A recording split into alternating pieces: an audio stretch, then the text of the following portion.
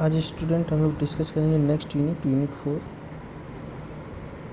Unit 4 है आपका machines. तो यूनिट 4 कैटेगराइज है, डिवाइडेड है कई चैप्टरों में। पहला है आपका डीसी मशीन, फिर उसके बाद है सिंगल फेज एसी मशीन, फिर 3 फेज एसी मशीन, फिर 3 फेज एसी मशीन कैटेगराइज है आपका 3 फेज इंडक्शन और 3 फेज सिंक्रोनस मशीन में। तो मशीन में यूनिट में जो पहला टॉपिक है वो हमारा इलेक्ट्रोमैकेनिकल एनर्जी कन्वर्जन। क्योंकि एक मशीन क्या होता है और वो मशीन को कब हम जनरेटर के नाम से जानेंगे, कब उस मशीन को मोटर के नाम से जानेंगे, इसको जानना बहुत ज़रूरी होता है। तो पहला टॉपिक हम स्टार्ट करेंगे principle of electromechanical energy conversion. तो यहाँ पे देखेंगे हम लोग एक ब्लॉक डायग्राम बनाए हुए हैं स्टार्टिंग में, जहाँ पे एक लेफ्ट साइड में इलेक्ट्रिकल सिस्टम लिखा गया है, मतलब राइट साइड में मैकेनिकल सिस्टम, और बीच में हम लोग electromechanical energy conversion device use करेंगे। तो जिस इलेक्ट्रोमैकेनिकल एनर्जी कन्वर्जन डिवाइस को आप पहले से डायनेमो के नाम से जानते हैं, फिर एक साइड में एरो बना करके इलेक्ट्रिकल सिस्टम से मैकेनिकल सिस्टम की तरफ दिखाया गया, फिर उसी के नीचे एक एरो बना करके मैकेनिकल सिस्टम से इलेक्ट्रिकल सिस्टम की तरफ दिखाया गया है। तो जो इलेक्ट्रिकल सिस्टम में एनर्जी होती है उसको हम लोग कैलकुलेट करते हैं ई इंटू आई से, जहाँ ई क्या होता है आपका इलेक्ट्रोमोटिव फोर्स, जिसको हम शॉर्ट फॉर्म में ई एम एफ कहते हैं, और आई क्या है, इलेक्ट्रिक करंट। इसी तरह जो मैकेनिकल सिस्टम में जो मैकेनिकल एनर्जी होती है वो किस फॉर्म में होता है, जो कैलकुलेट करते हैं हम ओमेगा इंटू टी के फॉर्म में, जहाँ ओमेगा क्या कहलाता है, एंगुलर वेलोसिटी, जिसको हम लोग रेडियन पर सेकंड कहते हैं, और टी को क्या कहते हैं, टॉर्क। टी को टॉर्क कहते हैं, ठीक, जिसको मेजर करते हैं न्यूटन मीटर में। तो ये है हमारा block diagram of electromechanical energy conversion device. कि सिस्टम हमारा मैकेनिकल में बदलेगा, मैकेनिकल से इलेक्ट्रिकल में बदलेगा, तो क्या होगा। तो यहाँ पे देखिए क्या लिखा हुआ है, dynamo is a machine that converts either mechanical energy into electrical energy और electrical energy into mechanical energy. Dynamo एक टाइप का मशीन होता है जो कि क्या करता है, या तो मैकेनिकल एनर्जी को इलेक्ट्रिकल एनर्जी में बदलता है, या तो इलेक्ट्रिकल एनर्जी को मैकेनिकल एनर्जी में बदलता है। When a dynamo is driven mechanically by a prime mover, जब किसी डायनेमो को ड्राइव करते हैं मैकेनिकली, ड्राइव या प्राइम मूवर, किसी प्राइम मूवर की हेल्प से जब हम उसको मैकेनिकली ड्राइव करते हैं, सच एज प्राइम मूवर में आते क्या क्या हैं, जैसे कि सच एज डीजल इंजन आते हैं, स्टीम इंजन आते हैं, स्टीम टरबाइन आते हैं, वाटर टरबाइन आते हैं। ठीक, ये सब हमारे प्राइम मूवर्स में आते हैं, जिसकी हेल्प से हम लोग मैकेनिकली ड्राइव करते हैं किसी डायनेमो को। तो ऐसे केस में क्या होता है, ठीक, एंड सप्लाई इलेक्ट्रिक एनर्जी, और वो क्या करता है, वो मशीन मैकेनिकली ड्राइव करने के बाद इलेक्ट्रिकल एनर्जी को सप्लाई करता है। ठीक, इट इज़ कॉल्ड जनरेटर। उस केस में उस मशीन को हम लोग क्या कहते हैं, जनरेटर। तो सिंपल वे में समझेंगे, जब किसी डायनेमो को हम लोग मैकेनिकली ड्राइव करते हैं किसी प्राइम मूवर के हेल्प से, तो प्राइम मूवर के कई अलग अलग जहाँ पे अलग अलग टाइप होते हैं, तो जिसको हम लोग वो स्टीम इंजन कहते हैं, डीजल इंजन कहते हैं, वाटर टरबाइन कहते हैं, स्टीम टरबाइन कहते हैं, और इनकी हेल्प से मैकेनिकली ड्राइव करेंगे हम लोग इलेक्ट्रिकल एनर्जी। हम लोग इलेक्ट्रिकल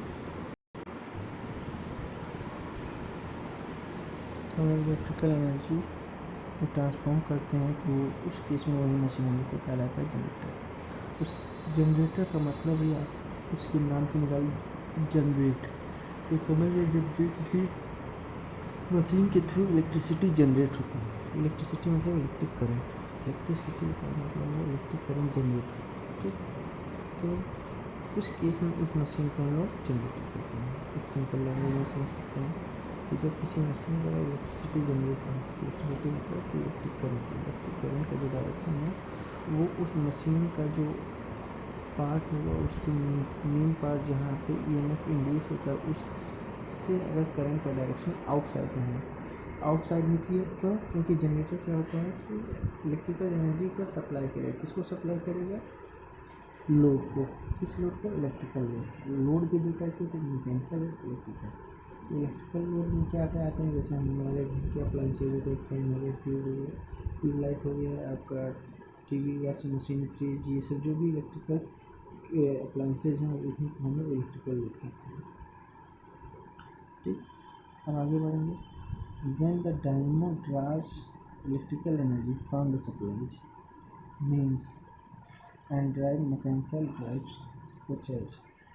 तो अब लिखा है जब when the dynamo draws electrical energy from the supply, जब हम लोग क्या करते हैं, डायनेमो को इलेक्ट्रिकल एनर्जी देते हैं, ड्राज करते हैं सप्लाई से, ठीक, सप्लाई में से, एंड ड्राइव मैकेनिकल डिवाइसेज हम लोग मैकेनिकल डिवाइसेज रन कराते हैं, ठीक, drive the mechanical devices such as line set, machine tools and which that is called motor, called a motor। तो सिंपली वे में समझना, जब डायनेमो का हम लोग इलेक्ट्रिकल एनर्जी में सप्लाई से इलेक्ट्रिकल एनर्जी देते हुए मैकेनिकल डिवाइस को ड्राइव करते हैं, जैसे लाइन सेट हो गया, मशीन टूल्स हो गया। लाइन सेट किसको कहते हैं? जैसे सिंपली वे में जहाँ पे देखा होगा कि एक घर पे या मोटर में जो एक रॉड होता है जहाँ पे आप हैंडल लगाते हैं, तो जो रॉड होता है या जो मोटरों के बीच में रन करता हुआ रॉड दिखता है उसी को हम लाइन सेट कहते हैं। मशीन टूल्स जिसको कहते हैं। तो इस टाइप से जब मशीन वर्क करता है कि इलेक्ट्रिकल को ड्राइव मैकेनिकल डिवाइस को ड्राइव करते हैं, तो कहलाता है मोटर कहलाता है। अब आगे बढ़ेंगे। In other words it can be stated that the generator converts the mechanical power omega t into electrical power EI। तो जो कि हमने ब्लॉक डायग्राम बताते समय आपको बता दिया, लिखा है कि अदर वर्ड्स में हम ये कह सकते हैं कि जो जनरेटर होता है वो मैकेनिकल एनर्जी ओमेगा टी को कन्वर्ट करता है इलेक्ट्रिकल एनर्जी इनटू आगे electrical power E to M and motor converts electrical power E into I into mechanical power omega. Motor क्या करता है, electrical power E into I को mechanical power omega into T में convert करता है।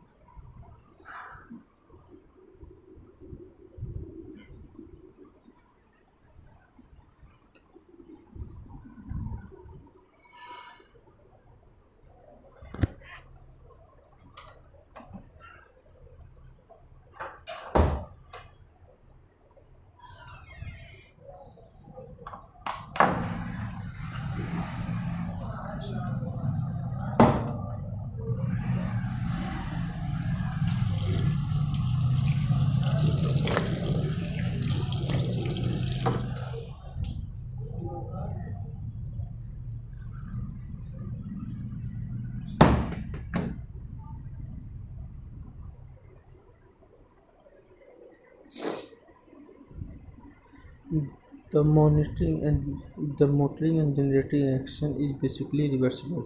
जो motoring action है और जो जनरेटिंग एक्शन है एक बेसिकली एक दूसरे के क्या होते हैं, रिवर्सिबल प्रोसेस होते हैं, एक दूसरे के रिवर्सिबल प्रोसेस है।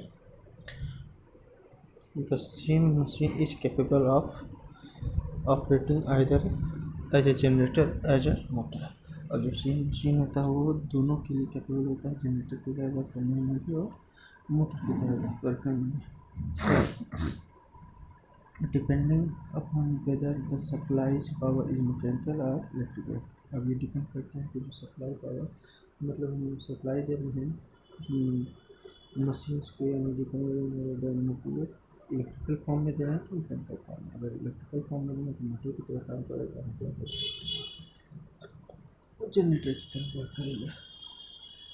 और नीचे ब्लॉक डायग्राम है आपका ये कि इलेक्ट्रिकल से मैकेनिकल जो कन्वर्जन होता है उस प्रोसेस में बीच में होता क्या है, ठीक। तो इसी प्रोसेस को फिर से एक नए पेज पे बना करके समझाया गया है। इसमें एक आपका है electrical to mechanical, mechanical to electrical. तो मैकेनिकल में अगर हम ध्यान से देखें तो जो एरो का डायरेक्शन है लेफ्ट टू राइट है, लेकिन मैकेनिकल तो इलेक्ट्रिकल में जो एरो का डायरेक्शन है वो राइट टू लेफ्ट। तो इलेक्ट्रिकल टू मैकेनिकल में लेफ्ट टू राइट है और mechanical to electrical right to left. तो जब हम इलेक्ट्रिकल टू मैकेनिकल एक ब्लॉक डायग्राम को समझेंगे, एनर्जी कन्वर्जन प्रोसेस को समझेंगे, तो उसमें क्या होगा, मैकेनिकल से इलेक्ट्रिकल हमारा सिस्टम सोर्स का काम करेगा और मैकेनिकल हमारा सिस्टम सिंक का काम करेगा। और जब यही हम लोग मैकेनिकल टू इलेक्ट्रिकल समझेंगे तो electrical system mechanical system source का काम करेगा और इलेक्ट्रिकल सिस्टम सिंक का काम करेगा। इसमें देखें तो हम लोग इलेक्ट्रिकल सिस्टम में सप्लाई जब हम लोग एनर्जी कन्वर्जन डिवाइस को सप्लाई में से कनेक्ट करते हैं तो उस टाइम हमारा जो वैल्यू होता है उसको कहते हैं ग्रॉस इलेक्ट्रिकल इनपुट। फिर जो सप्लाई जाता है वायर के थ्रू जाता है और वायर में कुछ ना कुछ इलेक्ट्रिकल लॉसेज होते हैं, तो उस लॉसेज को हम लोग कहते हैं इलेक्ट्रिकल लॉसेज। तो अब जो लॉस होने के बाद नेट जो रेस्ट अमाउंट होता है उसी को हम लोग कहते हैं net electrical input. Net electrical input किसके लिए है, कपलिंग फील्ड के लिए। कपलिंग फील्ड मतलब कपलिंग डिवाइस कह लीजिए या एनर्जी कन्वर्टिंग डिवाइस कह लीजिए। अब उससे एनर्जी कन्वर्ट होकर के मतलब इलेक्ट्रिकल से मैकेनिकल के फॉर्म में कन्वर्ट होकर के जो वैल्यू निकलेगी वो क्या कहलाएगा, क्रॉस मैकेनिकल आउटपुट। अब क्रॉस मैकेनिकल आउटपुट से निकलने के बाद कुछ मैकेनिकल लॉसेज के फॉर्म में आके कुछ हमें लेस हो जाएंगे। तो मैकेनिकल लॉसेज में क्या था, फ्रिक्शन लॉसेज, वेल्डिंग लॉसेज, सब की बात आपको बताते। तो मैकेनिकल लॉसेज हटने के बाद जो अमाउंट होता है वही आपको मैकेनिकल सिंक पे मिलता है, जिसको हम लोग कहते हैं नेट मैकेनिकल आउटपुट। इसी तरह अगला mechanical system to electrical. Mechanical system से जो हमें फायर ओवर की हेल्प से जो एनर्जी देते हैं उसको कहते हैं क्रॉस मैकेनिकल इनपुट। ये बताया कि जब मैकेनिकली कोई चीज़ ड्राइव होता है तो उसमें कुछ मैकेनिकल लॉसेज होता है फ्रिक्शन के फॉर्म में, तो वो अमाउंट होता है फ्रिक्शन लॉसेज। और इस लॉस के बाद जो अमाउंट रेस्ट अमाउंट होता है उसी को कहते हैं नेट मैकेनिकल इनपुट। ये किस पे काम करेगा, कपलिंग फील्ड पे, कपलिंग डिवाइस या एनर्जी कन्वर्टर। ये क्या करेगा, ये कन्वर्ट करेगा इलेक्ट्रिकल इलेक्ट्रिकल एनर्जी के फॉर्म में जो वैल्यू कन्वर्ट होकर के मिलेगा मशीन के बाहर, वो कहलाया ग्रॉस इलेक्ट्रिकल आउटपुट। फिर वो कन्वर्जन डिवाइस जिस लोड तक जाएगा जिस वायर के थ्रू, तो उसमें कुछ हो जाएगा लॉस। तो लॉस होने के बाद कुछ अमाउंट जो रेस्ट वैल्यू बचेगा तो उस लॉस को इलेक्ट्रिकल लॉस कहेंगे और रेस्ट अमाउंट को नेट इलेक्ट्रिकल आउटपुट कहेंगे जो हमको इलेक्ट्रिकल सिंक पे मिलेगा। इस प्रोसेस को इस तरह से समझना होता है।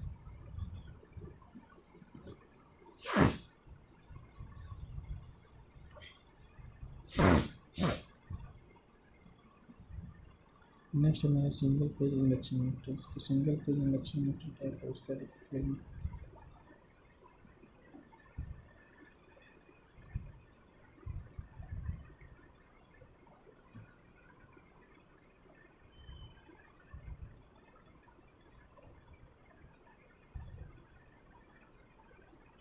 तो single phase induction motor topic start करने से पहले इसमें जाने से तो single phase induction motor chapter से आपसे आता है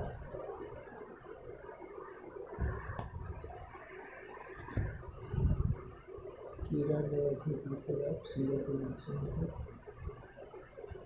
और क्वेश्चन होता है सिंगल फेज इंडक्शन मोटर से कुछ आता है। तो पिछला single phase induction motor question है why are of single phase induction motor सबसे स्टार्टिंग का क्वेश्चन है। दोनों में आपको एक ही आंसर बताना है, वो जो हमने पिछला सिंगल फेज इंडक्शन मोटर का है तो आप समझ। फिर बात करेंगे नेक्स्ट जो इस चैप्टर का टॉपिक है वो होता है कि classification of single phase induction motor. और एक क्वेश्चन होता है कि what are the methods to start a single phase induction motor.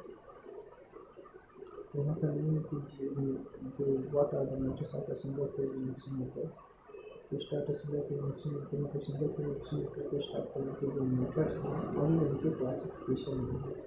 जो मतलब 4 मेथड हैं सिंगल फेज इंडक्शन मोटर को स्टार्ट करने के लिए, तो इन 4 मेथडों का जो नाम है वही single phase induction motor classification है टाइप। इस तरह से मेनली 2 क्वेश्चन होते हैं, 4 क्वेश्चन होते हैं इस चैप्टर से। आप समझेंगे कि सिंगल फेज इंडक्शन मोटर हमारा कहाँ पे बेसिकली नहीं होता। पहले हमने समझा कि सिंगल फेज इंडक्शन मोटर नाम किस तरीके से पड़ा है।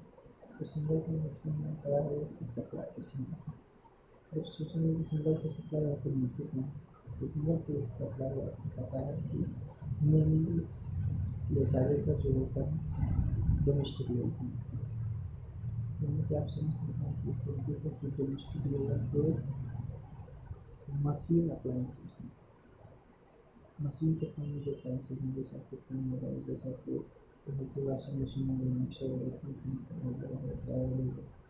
इन सब में जो भी मशीन जो दे रहा है वो single phase induction machine.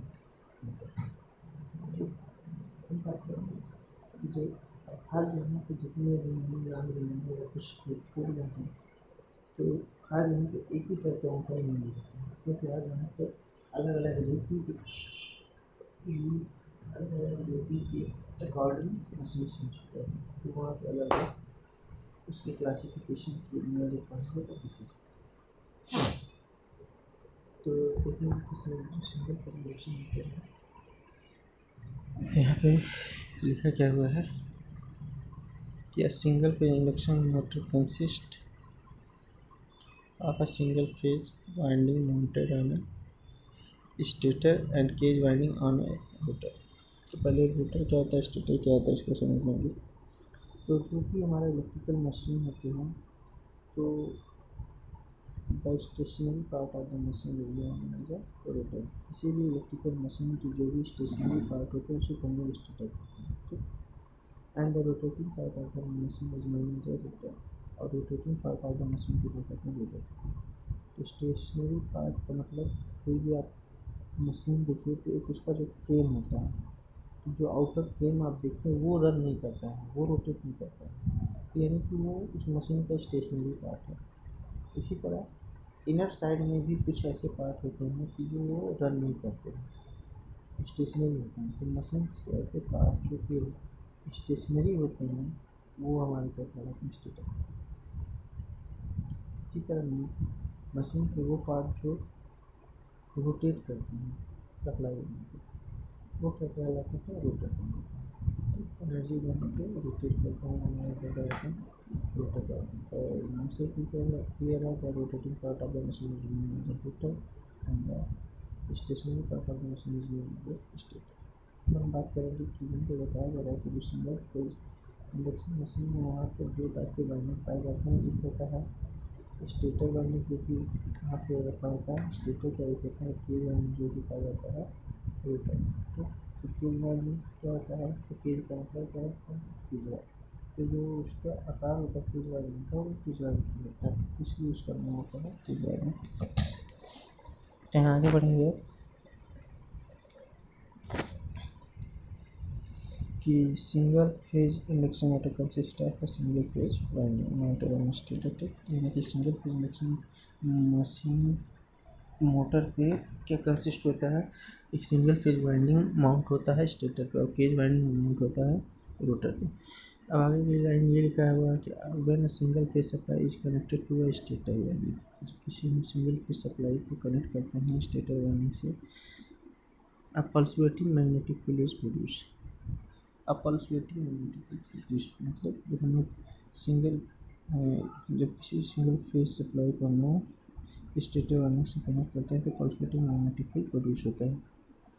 Bye pulsating field we means that by pulsating field we means that the field builds up in one direction, falls to zero, and then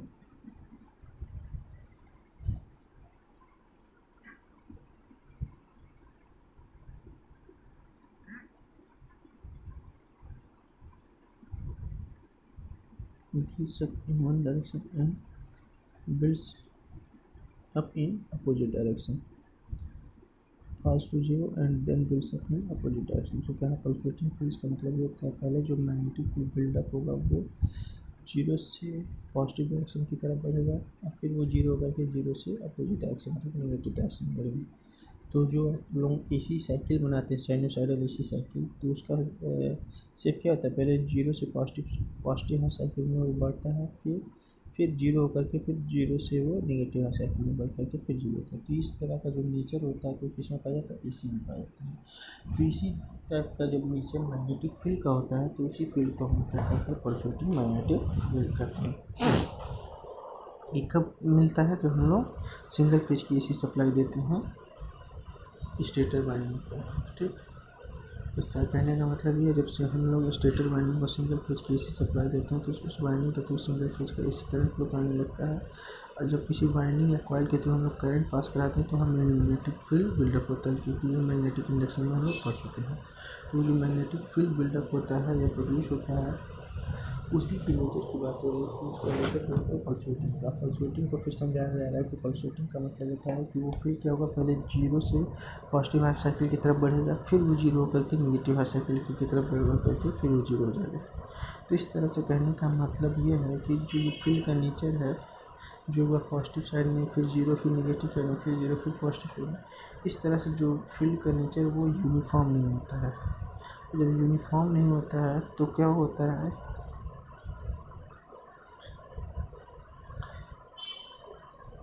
कि जो उसके अंदर रोटर रखा होता है तो उस रोटर पे क्रिएट होने वाला जो फोर्स है वो पूरी तरीके से किसी एक दिशा में काम नहीं करता है। ठीक, तो जो वो किसी एक दिशा में काम नहीं करता क्योंकि अभी वो फील्ड मतलब अगर पॉजिटिव डायरेक्शन को हम क्लॉकवाइज कहें और नेगेटिव डायरेक्शन को एंटी क्लॉकवाइज कहें तो जो रोटर पे जो फोर्स क्रिएट होता है, तो अगर अभी वो क्लॉकवाइज लगना शुरू ही होता है तब तक वो जीरो करके फिर एंटी क्लॉकवाइज डायरेक्शन में लगने लगता है।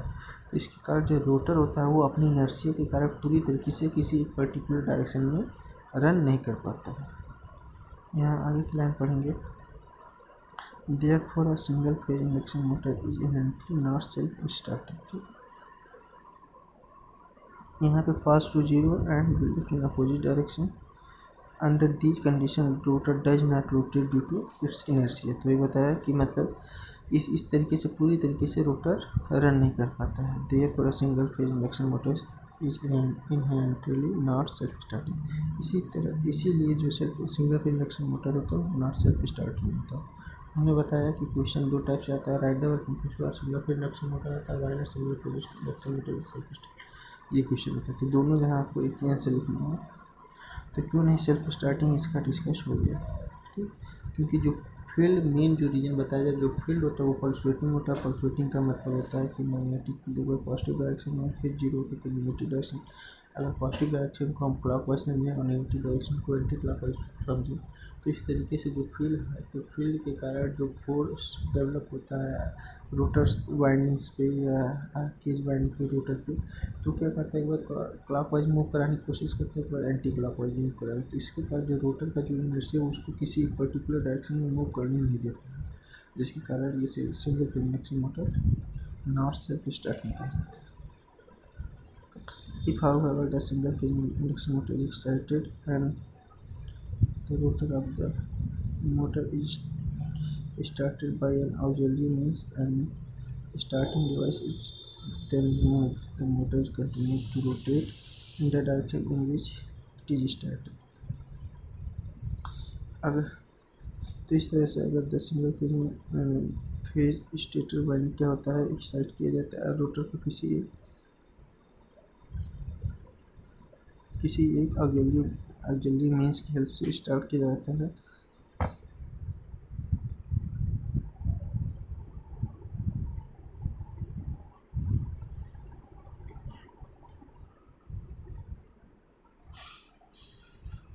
ऑक्सिलरी मींस की हेल्प से अगर किसी एक दिशा में रन कराया जाता है तो उस ऑक्सिलरी मींस से एक बार एक दिशा में रन करने के बाद वो उस दिशा में कंटिन्यू रन करने लगता है और उसके बाद ऑक्सिलरी मींस जिसको हम आगे पढ़कर चल करके ऑक्सिलरी वाइंडिंग या स्टार्टिंग वार्निंग कहेंगे वो ऑटोमेटिकली क्या होता है, रिमूव हो जाता है। और फिर वो जो रोटर कंटिन्यू उस दिशा में रोटेट करने लगता है जिस दिशा में उसे एक बार कंटिन्यू कराया जाता है।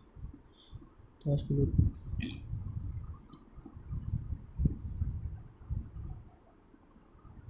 Thank you very much. Next video में हम लोग डिस्कस करेंगे starting method and types of single phase induction motor. तो इसमें हमने बताया कि इस पे भी दो टाइप से क्वेश्चन आते हैं, how many types of a single phase induction motor, और दूसरा क्वेश्चन आता है कि what are the starting methods to start a single phase induction motor. तो हमने बताया कि यहाँ पे जो स्टार्टिंग्स मेथड हैं वही आपके टाइप्स हैं, और दोनों पे आपको एक आंसर लिखना है। तो thank you very much. Next video में क्लासिफिकेशन या स्टार्टिंग मेथड के बारे में बात करेंगे।